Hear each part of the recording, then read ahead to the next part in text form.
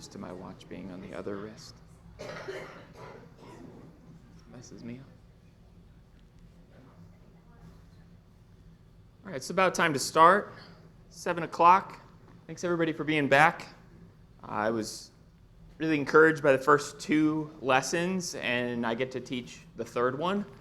So tonight, as you can see on the screen, we're in James chapter 1, verses 21 to 25, and James chapter 2, verses 14 to 26. And if you know anything about the book of James, you'll know that the first chapter is really sort of it's almost a table of contents for the rest of the book.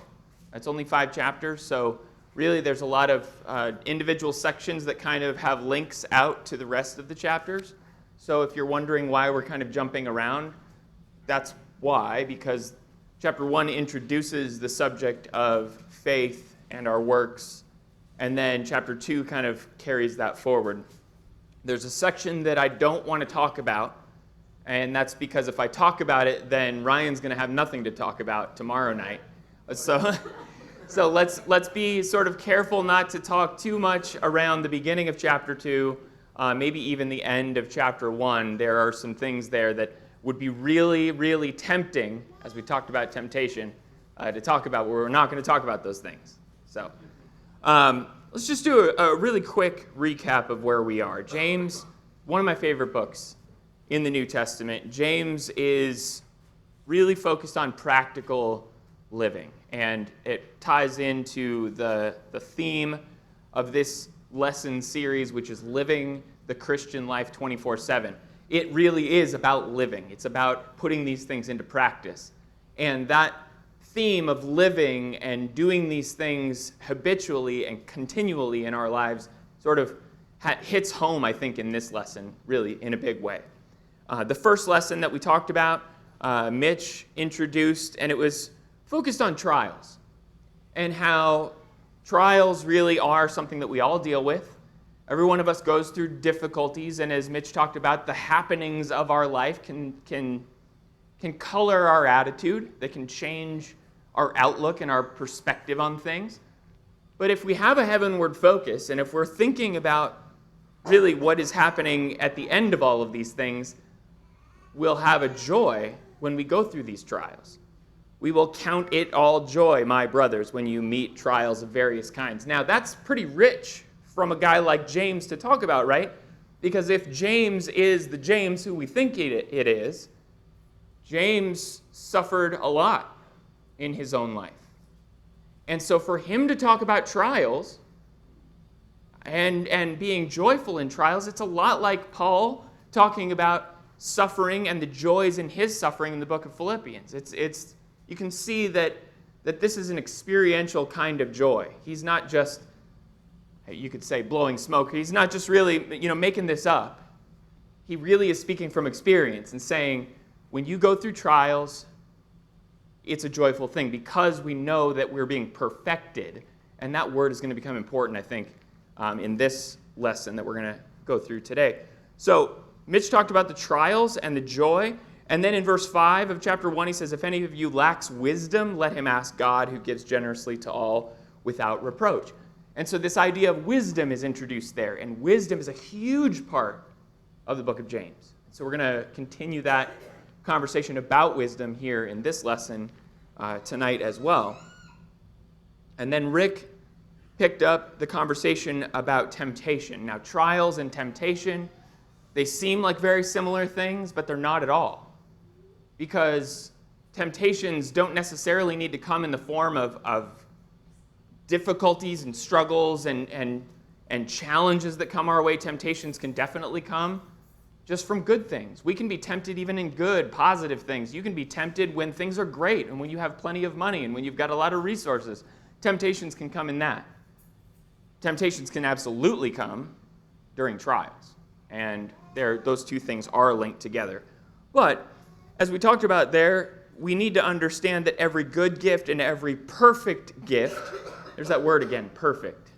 We'll talk about that again here in a little bit. But every good gift, every perfect gift is from above, coming down from the Father of lights. God gives us good things. God's not the source of our temptations. He's not the source of trying to pull us away from him. He wants us to stick close. So why would he ever do that? And so that idea that we talked about last evening about temptations is really powerful to kick this thing off, because it's something we all go through, right? We all go through trials, and we all have temptations. So hopefully every one of us have connected with something the first two lessons. Has it hit home for you in the first two lessons so far up to this point, where you're really seeing things that are pertinent and relevant to your everyday life? Now here's the thing. I've heard it said that James is like a practical gut punch. And I love that. It's a very colorful way of viewing the book of James, but it really is. When you read the book of James, just one after another, it is very much hitting home, right? And I think this is about the time in the lesson when we get to this topic, nearing the end of chapter 1 and into the end of chapter 2, where we're talking about faith leading to change. That is where this practical gut punch really kind of hits a crescendo in my mind, because all of us are here tonight, sitting in a Bible class, listening to God's word, listening to these conversations. All of us are here. All of us are interested. We're expressing our interest by spending time together tonight, right? So all of us are interested in the Bible. We're listening. We're being thoughtful of these things. But are these things going to change us? Are these things going to make a difference or an impact in our life? And that's a really big question. And for a lot of people in the world, the answer is no. But I don't really want to talk about the world. This topic, by the way, of faith and works and the connection between faith and works, it can very quickly devolve into a conversation about those people and other people's beliefs, and I really want to stay away from that tonight. Because this is a practical gut punch, I want us to feel the impact of it tonight. I want us to really just brace ourselves and look inwardly, because if we don't, then I think we miss the point of what James is really focused on here. So we're all good with that? I think there's a lot to be said, but maybe let's just start off here, and if somebody could read for me James chapter 1, verses 21 to 25, real loud, James 1, 21 to 25. We'll kind of start there and work our way through. Gary, you got it? Therefore, putting aside all filthiness and all that remains of wickedness, in humility receive the word in plant, which is able to save your souls. But prove yourselves doers of the word, and not merely hearers, who delude themselves. For if anyone is a hearer of the word and not a doer, he is like a man who looks at his natural face in the mirror. For once he has looked at himself and gone away, he has immediately forgotten what kind of person he was.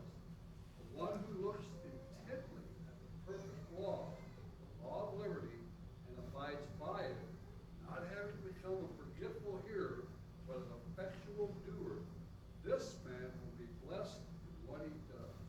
Okay, so there's a problem introduced here, and we'll get into that in just a second, but James uses this, as he does a lot, by the way, throughout his book. He uses word pictures and imagery to help you kind of see what he's trying to talk about. The image that he uses here is of somebody looking in a mirror.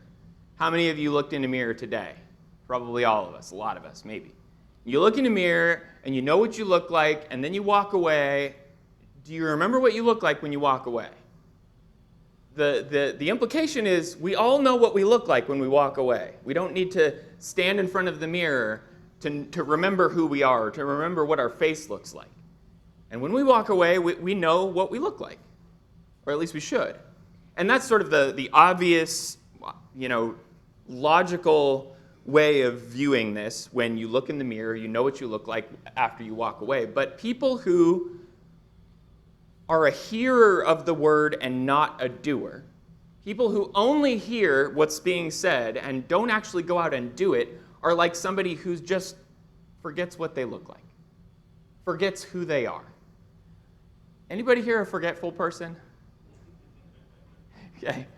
Maybe you forgot if you're a forgetful person. I don't know. But For a lot of us, we're forgetful people. And just kind of maybe starting this off a little light with an icebreaker, like, is there anything that you do in your own life that helps you, like on a day-to-day basis, to remember important or unimportant things?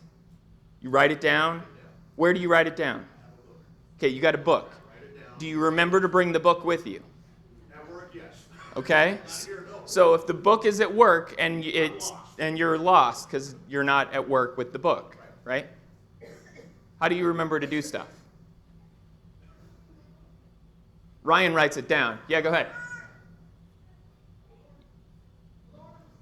Your phone? Yeah, you put it in your phone, right? You got an alert on your phone. My wrist is thumping, my watch is thumping me on the wrist all day long to remember to eat a snack, to brush my teeth, to take my vitamins, all the time. Yeah, that's definitely true for me. For me, one thing I learned on my job as a young man, remember by making certain things a fiction. Okay? That's what really helps. So you turn it into a habit, and then you don't even need to remember it because it's just like so ingrained in what you're doing. Now I may forget. Okay?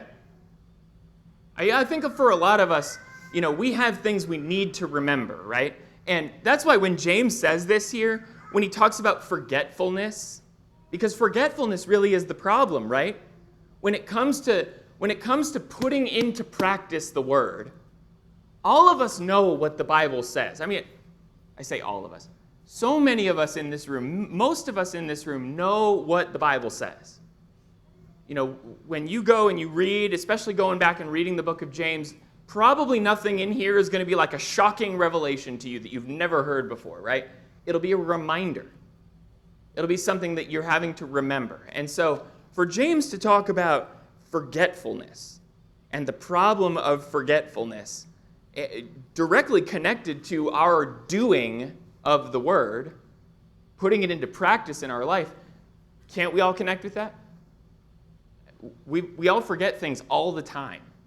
And we have to go out of our way to remind ourselves to do things, like putting something on our phone or writing it in a book or making a habit out of it or however you do it. Whether you put it on a Post-it note on your mirror or you tie a string around your finger to remember it. For all of us, remembering something is important. And that is, I think, one of the ways to address this problem. And that's why James uses this example, because all of us can relate, I think, to being forgetful. What do you think about that? Do you think that James is really helping you in a practical way here by kind of connecting it to your forgetfulness and how easy that is for you? I like that. And I like how he starts off at 21 saying, receive with meekness the implanted word. Yeah. If it's implanted, it's going to be, it's a habit. It's going to be the habit, right? So you're going to be able to draw on it when you need it. Bring up a trial from the way you should go, right? So therefore, you need it when you need it. You have it. Yeah. And it's habit forming. So now you're taking the rest of it out. But it doesn't start that way, though, does it? Like, you don't, if your doctor gives you a new medication or something like that, It takes 30 days to start a habit. it takes a while to kind of develop that. So, and we all know how bad we are at, like, developing those habits. And we could, there are people thumping their spouses on the arm right now and looking at each other, right? I mean, this is what happens. We all know that it's not easy for us to develop a habit.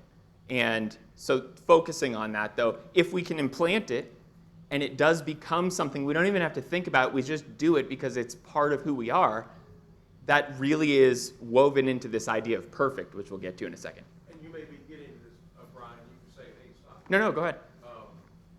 Forgetting, and also has a positive aspect. Sure. Paul said in Philippians 3 that I forget the things that you've done, congratulations, but forget those, and strive to keep going forward. Yeah. In other words, can't live in the past on your good deeds. So in that sense, maybe forgetting would be a good thing. Yeah, and it's not to paint the picture that forgetfulness is a bad thing, right? Because there are positive ways of forgetting. And of course, as we talk about putting to death the old man, really that old way of life has been forgotten. We've moved past it. Even our accomplishments and the good things that have happened. But, for his example here of forgetting what he was like, we all, when we read the Bible, when we look at Jesus' story, we want to be more like Jesus. We want to be his people, his special chosen people. And so we know who we should be. We know who we should look like out in the world, but we just forget to be that way. And that kind of forgetfulness is really the problem here. So hopefully we can all connect to this idea of forgetfulness, because that's where he really starts this out with in this picture. So, Brian, go ahead. Do we think forgetfulness is intentional? It could be. It also could not be. I mean, so if you think about, and we'll actually look at a few examples today of people who did forget. And for all of these examples, I think you could make the case that, well, it was the pride, it was the temptation, it was the choice. They didn't want to do what was right enough to actually do it. So it's not to say that the forgetfulness just happens to us, right? But we haven't taken the steps to make sure we've shored that up ahead of time. So that's a good distinction, I think. Okay, so I want to go to a kind of a weird place. Actually, if we can start off this conversation sort of moving on from this idea of forgetfulness to something Jesus said in Matthew chapter 7. So turn with me over to Matthew 7.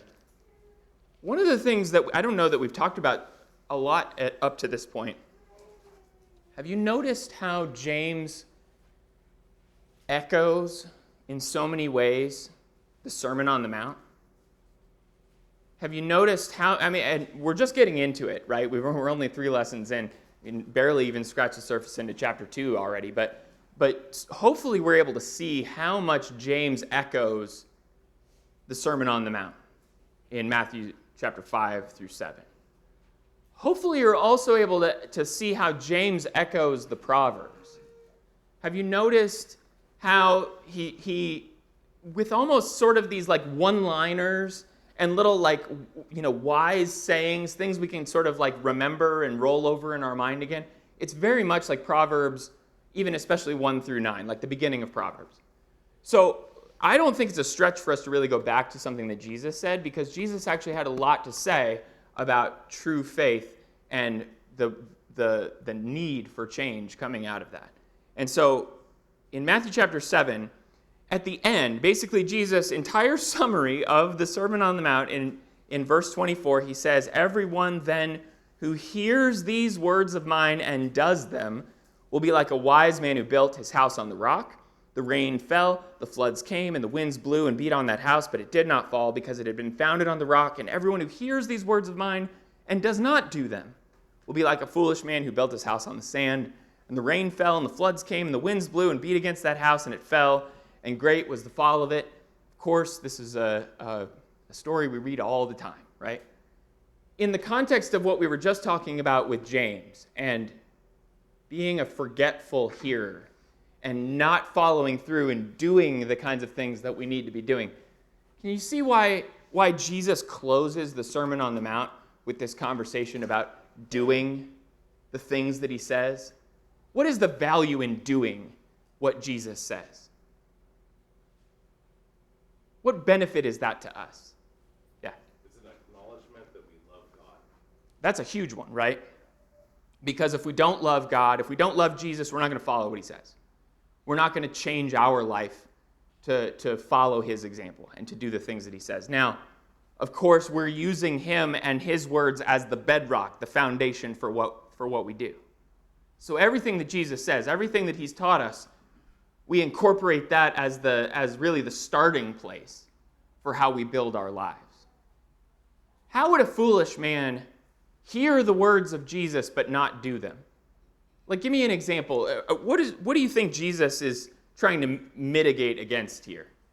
Yeah. It's probably not what you're looking for. Oh, I don't care. When I read it, what I think of is learning it academically, Yes. but you need to get it from here to here. Okay. So for those of you who couldn't hear that or see that, knowing it academically, you need to get it from here to here, I think is exactly the point, right? How easy would it have been for a lot of people there, sitting there, however long the Sermon on the Mount actually was, I don't know how long it would have been, sitting there listening to Jesus. I mean, again, practical gut punches, the Sermon on the Mount was absolutely one of them. Probably one of the best ones. And so you're listening to Jesus and you're like, wow, this is so challenging, and he's pushing you to do things you never thought that you could think of, conceptualize doing in your life. And maybe you agree with Jesus. Yeah, Jesus, I understand what you're saying. I get it. But you go and you leave the Sermon on the Mount, you leave that place, and do you actually do anything about it? When somebody wants to take something from you, do you give them more than they asked of you? When they strike you, when they make fun of you or mock you, do you just let it go? Do you actually put into practice the things that he taught in that sermon? Or is it just a mental acknowledgement? And that's what the foolish person will do. Notice here, by the way, that this isn't the only focus or emphasis on doing, because actually in chapter 7, verse 12, when he's talking about doing unto others, whatever you wish others would do to you, do also to them. So there's an emphasis on action there, right? Do good to other people like you'd want them to do to you. How are you going to know about false prophets? You're going to know them, you're going to recognize them by what they do, by their actions, by the things that they participate in. And then as Jesus talks about this great judgment scene, by the way, in verse 21, when he says, not everyone who says to me, Lord, Lord, will enter the kingdom of heaven. You notice what he did there? He put himself in the judgment seat of God. The people are going to have to say, Lord, Lord, to Jesus. That would have been shocking for people to hear, right? That Jesus was going to be the judge of people. But obviously, we accept that, but this would have been revolutionary for his time. But people are going to say, I did so many things. And what is Jesus going to say to them? Depart from me, I never knew you. Oh, you talked a good game. You seem to do a lot of important things, but you didn't do what I told you. And then he leads into this last section here about doing what he says. Is it enough for us to know what Jesus says? Is it enough? Do you have to know what Jesus says? Okay, so again, there's a nuance here, right? We can't just let the pendulum swing from one end to the other and find the wholeness that he's going to talk about. We can't just say, well, we never need to know about what Jesus says. It's only about action, right? Well, that's not true. And then we can't go to the other direction and say, well, it's all we have to do is know and really just focus on studying and this academic kind of mindset, and it doesn't really matter what we do. We all understand that there's a difference, that both of those things have to be combined together. And that is what chapter 2 is about. So we're going to get there in just a second. But I want to think about what Jesus is saying here. We have to be able to put these two things together. What Jesus says, we have to put them into practice. And if we do, then we are building on a strong foundation. Right? We are at a place where we have been founded on a rock. And of course, the trials and all the temptations and everything is going to come our way. And what are we going to do? We're going to stand. We're going to stand. We're not going to crumble. We're not going to fall apart because we've been founded on the rock. Okay, so that's the whole idea here. And I think you can see why this has so much power in light of what we're talking about in James. Because it's kind of the same idea. So if you go back to James, did you notice this word? And we already touched on it just a second ago, but you notice this word meekness? I want to look at two heavy words here for just a few seconds. You think about these two words here in this context. The first word is meekness. Now, okay, we're talking about faith, putting faith into action, changing. What does meekness have anything to do with it? Why does he put the word meekness in here? When he says here in verse 21, therefore, put away all filthiness and rampant wickedness and receive with meekness the implanted word which is able to save your souls. Why is the word meekness such an important factor in this? There Yeah. And I think meekness is one of these like super misunderstood words a lot of times. What do you usually think about when you think about meekness? Power under A humble spirit. Humble spirit, weakness. Okay. What did you say? power under control. Power under control is, you're on the right track. A lot of times this word is translated as gentleness or humility. You know, of course, there's a lot of sort of softness or docileness that you get with this idea, but it is power under control. This word, and it's no secret because I think I've probably mentioned this in a lesson or two, the word meekness actually in the Greek, outside of religious circles, you know, not even related to like spiritual or religious kinds of conversations, the word meekness in the Greek was used to describe war horses. When they wanted to talk about a war horse and how a war horse listened to the rider, they would talk about the word meekness. And that is the idea of power under control. So when you've got a rider who wants to take a horse into a place where the horse does not want to go naturally, you know, into a bloody battle, into swords and peril, and the rider wants the horse to go there, what good is the horse to the rider if the horse turns around and says, I would rather not. I would prefer that we don't go there, rider. No, of course, when you have a war horse, you want the horse to listen to you, right? And to bend its will and replace it with yours. Okay, and so you can see, though, the idea of humility there, though, right? Because humility is all about taking ourselves out of the center of everything and putting someone else there. And really, it's the idea of putting Jesus there and his will there, a la Matthew chapter 7, and listening to him rather than our foolish plans. John? I heard a good definition of meekness concerning Moses, because Moses was the Meekest man on earth, yeah. And the definition that helped me at that time was he didn't do less than he was supposed to, and he didn't do more than he was supposed to. Okay. So that was the definition of meekness in terms of Moses. So that's like the horse under control. He doesn't do less than what he's supposed to, he doesn't do more than what he's supposed to. He's under control. The operative word there, I think, is do. Right? He didn't do more than he was supposed to or less than he was supposed to, but he did what he was supposed to do. Right?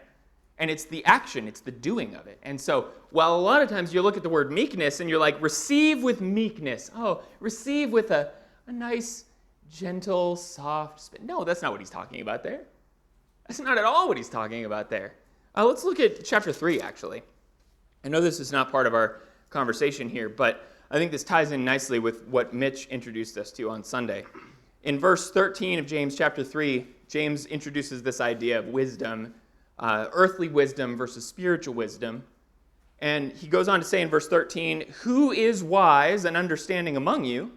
By his good conduct, let him show his works in the meekness of wisdom."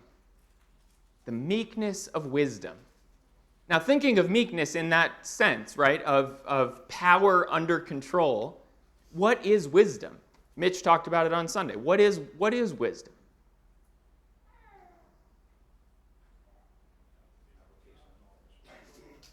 An application of our knowledge, right? Wisdom is not knowledge, as Mitch made the point on Sunday. Wisdom is not knowledge in and of itself, because knowledge by itself doesn't take action. It's our knowledge in action, right? It's the skill that we develop in doing the things that we know, right? When you are, how many of you know, like, all the bad and good decisions that the coach has made on your favorite sports team, and all the ways that your team could be better and the players could play better? You know it all, and if only they would call you up and ask you, then you could tell them all the ways that they could actually win the championship, right? Because you know. But if given the opportunity to go out there and slam dunk the basketball, would you be able to do it? Because you don't have the skill, right? You know a lot, but you don't actually have the wisdom, or you don't have the skill to be able to go out and do it. And so for us to receive, as he says here, with meekness, the implanted word, when he talks about by our good conduct showing our works in the meekness of wisdom, what he's talking about is really just a focus on doing. Doing not what we want to do, not what makes sense to us, but doing what the master wants us to do, right? What the writer wants us to do. Being under control, wholly and completely. And that is what wisdom is all about. When you go to Proverbs chapter 1 through chapter 9 and you read those first few chapters in the book of Proverbs, what you will see over and over again is how wisdom is calling for you. Wisdom wants you. Wisdom wants a relationship with you, and wisdom wants you to listen to her. Wisdom being personified as a woman there calling to you. Wisdom wants you to listen and obey and do and take action. But as he talks about here, there's a wisdom that we all have that isn't from above. You ever struggle with that wisdom? You ever struggle with that kind of what makes sense to you, the way you think that a situation should be handled? And that is not obedience, right? That is not faith leading to change. That is just what you want. You're not being meek in that case. You're not being under the control of your rider. You're driving the ship. You're the captain. And I think anyone been there? Yeah? I think we've all been there, right? All of us have been in that situation where we haven't been as meek as we should have been, where we were doing more of what we wanted to do rather than what the Lord wanted us to do. And that often happens when we just hear the words and say, well, that was a nice story, Jesus. And we leave, we get in our cars, and we go home, and then we just live the way we were always going to live originally. And that doesn't work, and that's not what James is talking about here. Okay, so are we good with meekness? Anybody have anything more on meekness? Because I think meekness is a huge part of this, right? If you can't allow the Lord to control you, then in humility, you're never gonna do what he wants you to do, right? If we don't have that meekness, I don't know that we have a teachable heart. That's it, right? It's the moldability, right? It's the teachability. And that's what Jesus is calling people to there at the end of the sermon. So often, right? Even to the churches in Revelation, how he's calling them to he who has an ear to hear, let him hear, right? Not that we just are acquiring knowledge, but that we actually are being teachable in those moments. Rick? Yeah, I've always thought of meekness in contrast to what we read about people of the Old Testament times having hard hearts. Yes, hard-heartedness is huge. And meekness to me is like soft heart.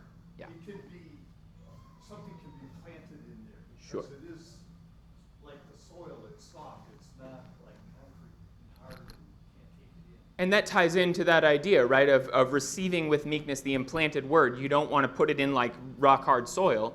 You want it to be in somewhere that it can take root. And of course, that goes back to Jesus' great parable about the different kinds of soil. Okay, so meekness is one really important word here. And I'm not going to focus too much on the second word, but there's a word that we've been touching on in our last two lessons, and I'm not sure we've entirely fleshed it out super well yet. It's this word perfect.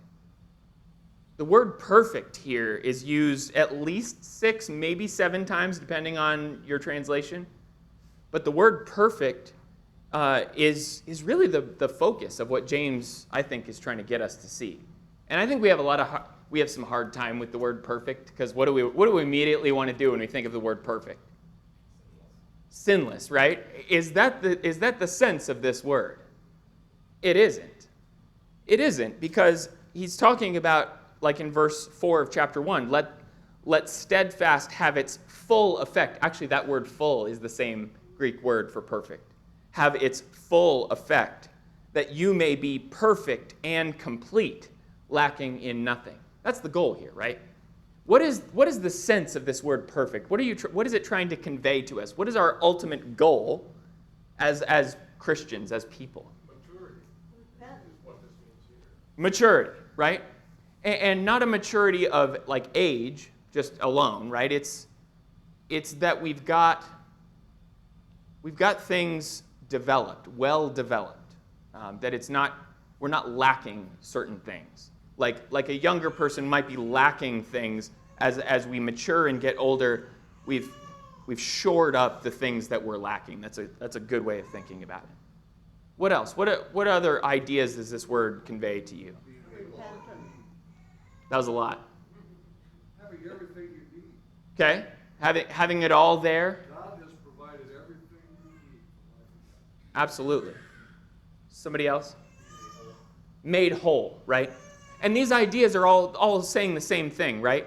Maturity, being made whole, having everything you need. Have you ever done a puzzle and you started working on the puzzle and you realized part of the way through it that you were missing pieces? Isn't that frustrating when you can't complete the puzzle because a dog ate the piece and now you can't finish the puzzle, right? There's something really dissatisfying by not being able to complete what we know we should be able to complete. And what James is laying out for us, what the Bible, what Jesus lays out for us is the cover of the puzzle, right? The box of the puzzle, where you look at it and you see this is what it should look like.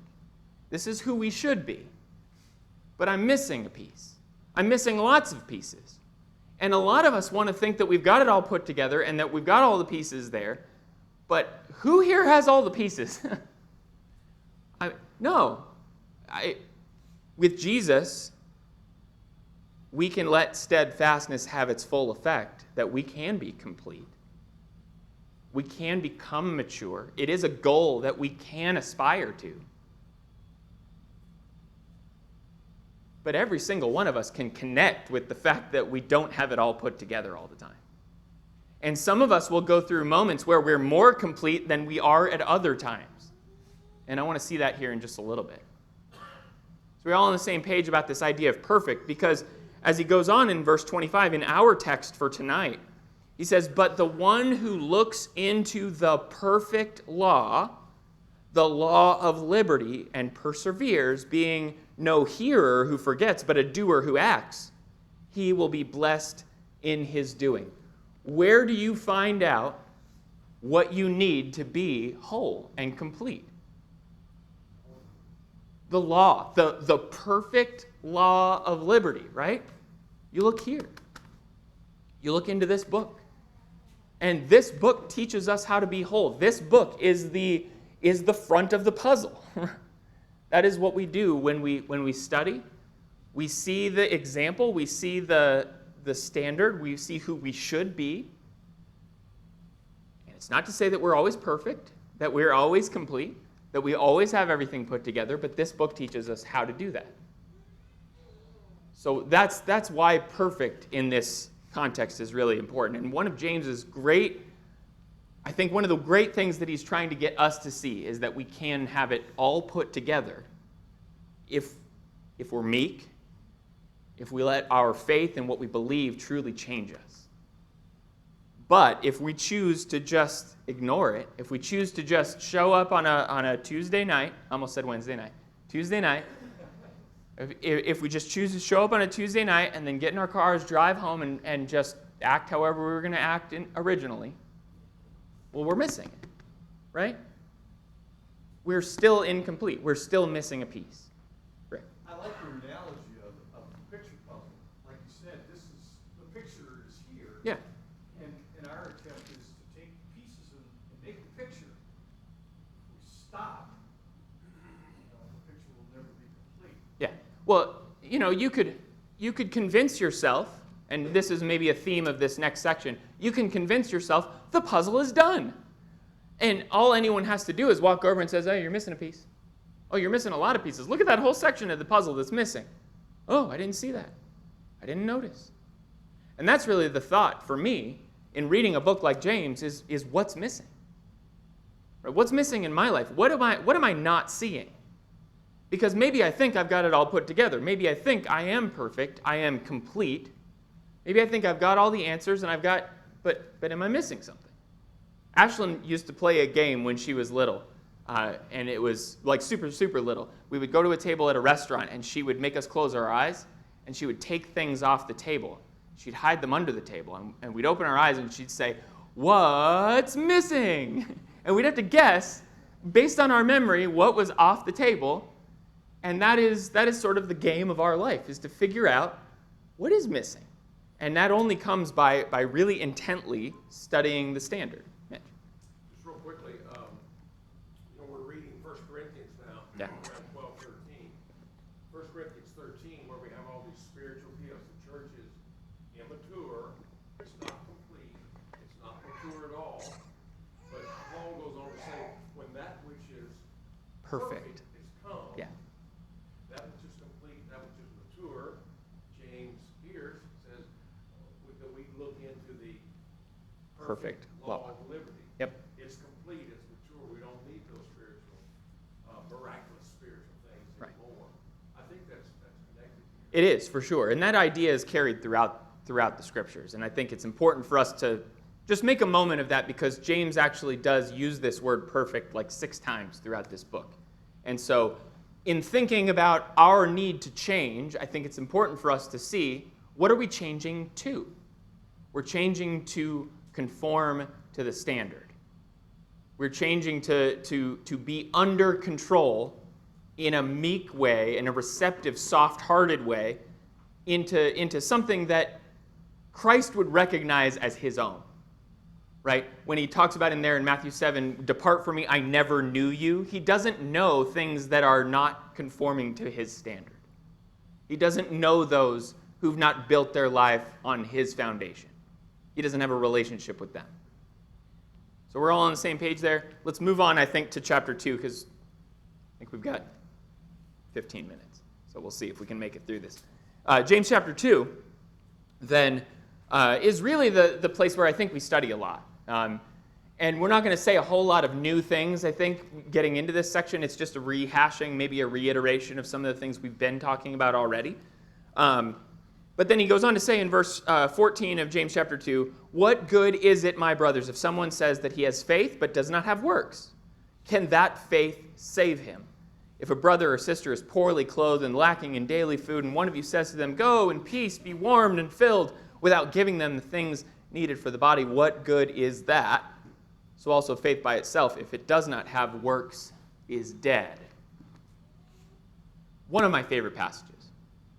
I love this section. Because have you ever been there where you looked at somebody and thought to yourself, go in peace, be warmed and filled? How does that sound like when you've said it, if you've ever said it, or if you've ever thought something like that? How does that sound like in your situation? I think the word platitude is almost what this is meant for, right? It is very much a platitude, right? It's very much I don't really mean this, but I'm going to say it to make not you feel better. I'm going to say it to make myself feel better, to absolve myself of the actual responsibility of doing something about it. Because in the example that James gives here, what should have been the alternate reaction to this situation?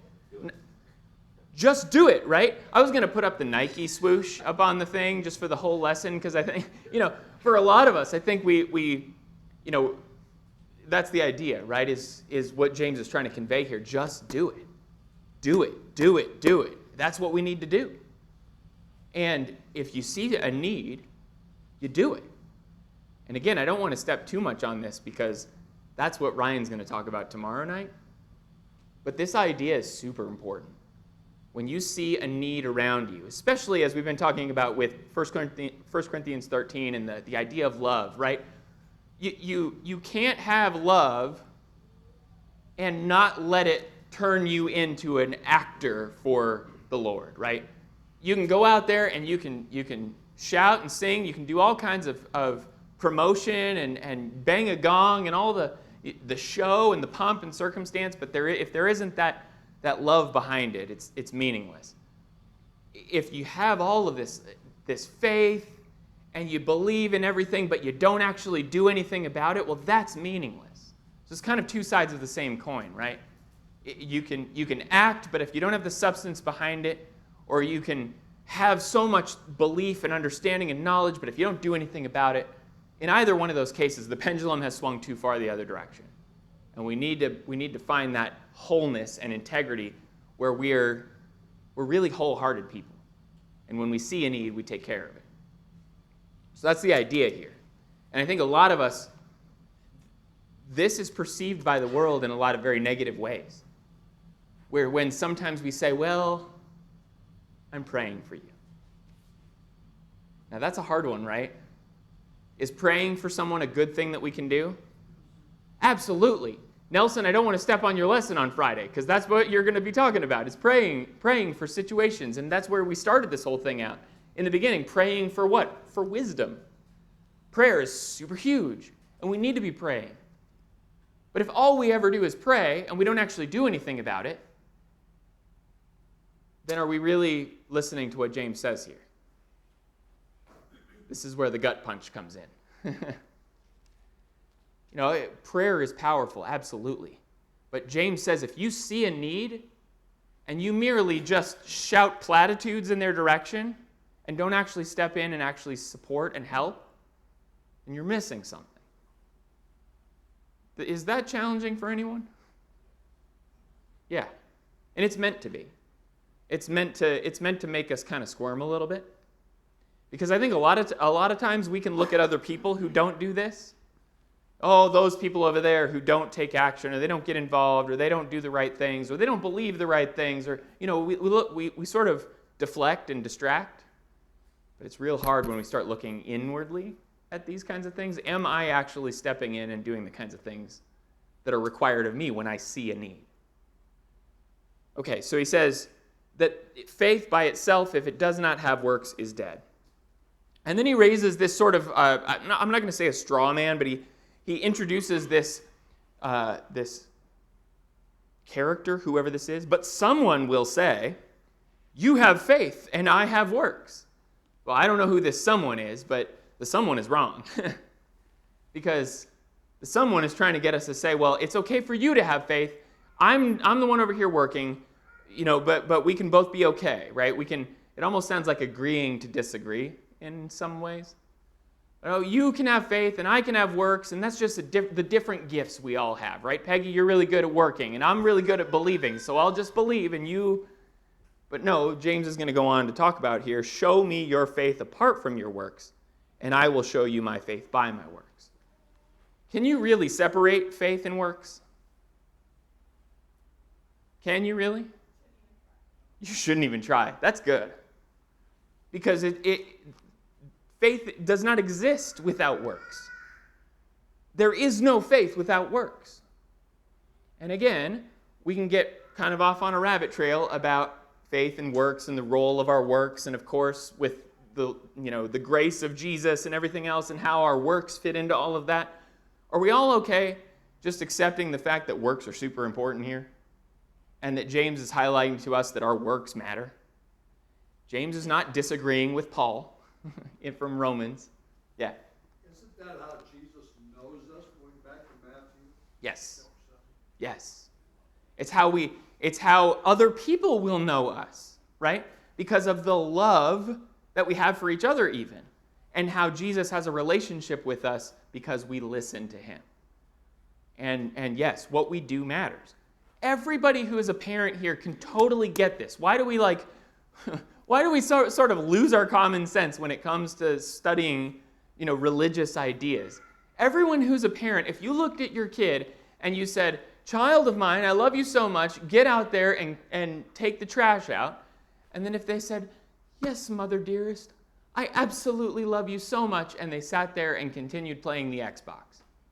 Would that be at all representative of, they said lots of good things, they seemed to respect you, but if they didn't do what you said, would you be okay with that? It's like the parable of the two sons, where the father says, go to work, and he says no, and then he changes his mind and goes. Yes. The other one says, yeah, I'll go, and he doesn't go. So It- it's something like that. It's exactly that, right? And the one who actually changed his mind, even though he initially didn't want to, he was the one who was accepted, right? The one who said he would but didn't actually go do it was not accepted. That's a super good example. Yeah, Nelson. Brian, I love the title of our lesson that we're going through. Mm-hmm. True faith leads to change, and you're getting there because God works within our own personality, right? We're all different, like you've been mentioning. And, some are extroverts, some are introverts, some are shy, some are not. So, but change to what? What does God want us to change to? Not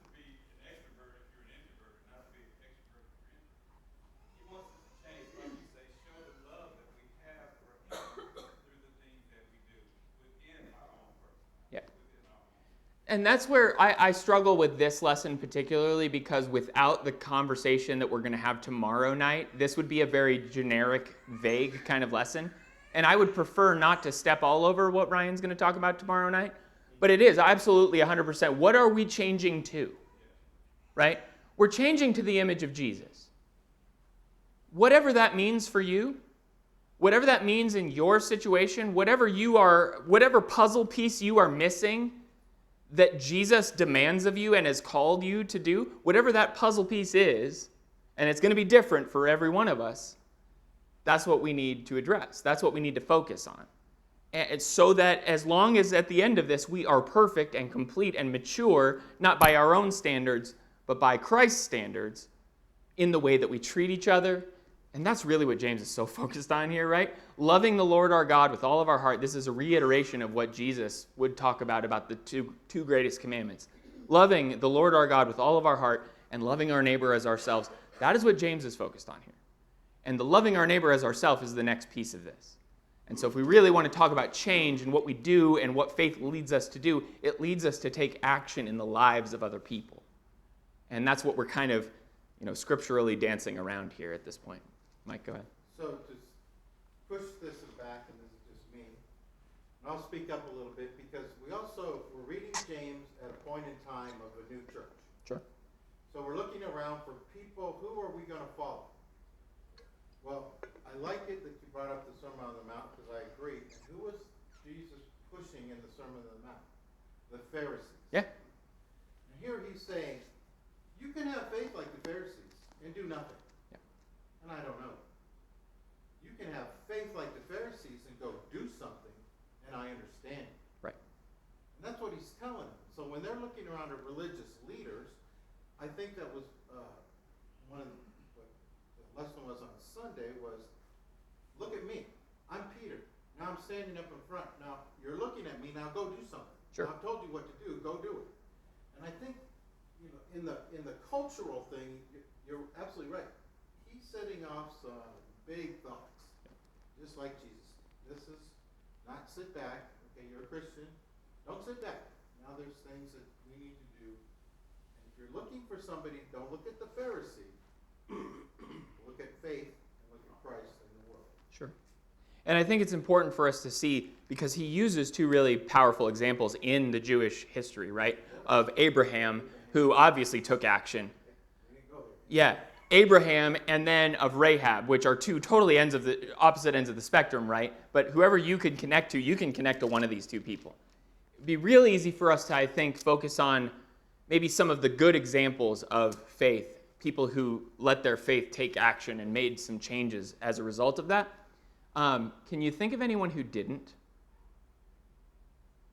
Can you think of anyone? Because we could all go to like Hebrews 11, right, and just rattle off the list of people. But think of an example. Is there an example in the Bible of somebody who did not let their faith follow through into change, into action? Was it Simon, Joseph's brother, Yes. that he knew he wanted to go help his brother out, but he hesitated? But so he knew the right thing to do, yet he didn't do it. And for him, yeah, okay. He was guilty for years. He felt it, right? Yeah. And Judas. Judas. Thank you for bringing that up, Michelle. Judas is one of the great examples, in my mind, of somebody who followed Jesus around for how long? Knew the right thing to do for how long? 3 years. But didn't actually do it. Tony? Old Testament example, Eve. She could have just said no. Sure. Let's say we try to convince her to eat from the tree. One of the very first one, right? Knew what the right thing to do, but didn't do it. Elise? The parable of the rich young ruler. Yeah. Okay. And so really just the focus there on knowing even what Jesus said, right, to do. Well, and wouldn't do it. Yeah, if you want to be perfect. If you want to be perfect, right? Exactly. There's the tie-in. What about Peter? Peter did this a lot, actually. Peter knew the right thing to do, and Jesus even told him that he was going to do the wrong thing. And Peter was like, no way, Jose. And then Peter denied Jesus 3 times. Peter also played the hypocrite later on when, the the Pharisees came along, or the Jewish people came in, and he abandoned sort of the Gentiles that he had been spending so much time with, and Paul had to call him out. John? And Peter also had faith to step on the water, to walk on the water, and then he didn't. Okay, so that's the point that I really want to get to here, is while we can all say, like, you know, it's either this or it's either on or off, right? There are people like Peter who, for the vast majority of their life, were pushing toward that ideal, right? They were pushing toward perfection and being complete and being mature. And you'd probably say that he had more faith than even I could ever imagine to have, but he was lacking. And even he needed to shore it up. And I think, you know, maybe that thought, just thinking about people like that, is helpful for you and I, because we're not all there. We don't have it all put together. And as much as we are trying to let our faith change us, it's not a binary thing. It's not an on or an off thing. It will be a matter of degrees. Our faith sometimes will be a little faith. Our faith sometimes will be a bigger faith, a great faith. But hopefully, throughout our lives, we can be pushing more and more toward the goal of perfection in Jesus. And that's going to require a lot of change and a lot of introspection and self-examination and getting real with ourselves and letting James punch us in the gut like Jesus did in the Sermon on the Mount. You know what I always wonder about is Nicodemus. Oh, yeah. I really wonder what he decided. I do too. Yeah, a whole lot. That's a good one of those ones we'll have to wait to ask later on. Anything else? There's a lot we can talk about, and this conversation is going to roll right in, I think, to the next one that we're going to have tomorrow night. So we're not over, but we will be for tonight. Is there anything else that anyone wanted to say before we close? Thanks so much for your attention. Appreciate it.